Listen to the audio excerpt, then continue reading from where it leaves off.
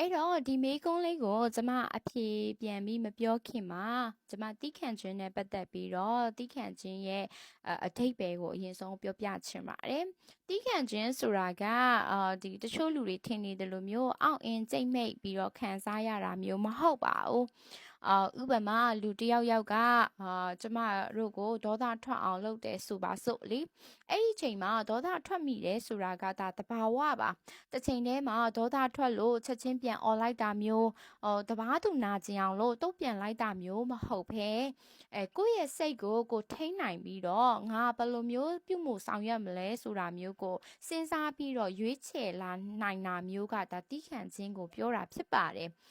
ကျမတို့ဗုဒ္ဓဘာသာအရဆိုရင်လည်းဒီခန္နီးလို့ခေါ်တဲ့တိခန့်ခြင်းရဲ့သဘောကိုကိုယ့်ရဲ့စိတ်ကိုမလှုပ်ရှားအောင်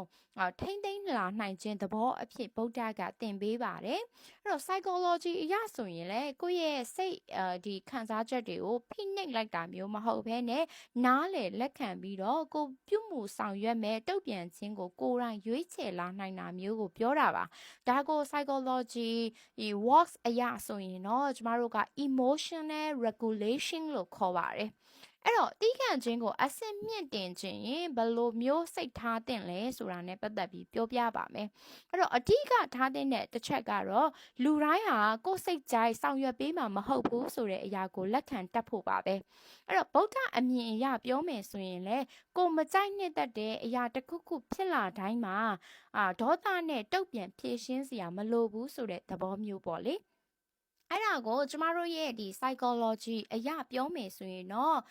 လူတိုင်းရဲ့စိတ်ခံစားချက်နဲ့တုတ်ပြန်ပုံတွေကိုကိုကလိုက်လံထိန်းချုပ်လို့မရပေမဲ့လေကိုဘယ်လိုမျိုး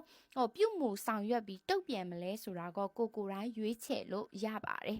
အဲ့ဒါကြောင့်မလို့သူဘာလုပ်လို့ငါဒီလိုခံစားရတယ်ဆိုတာထက်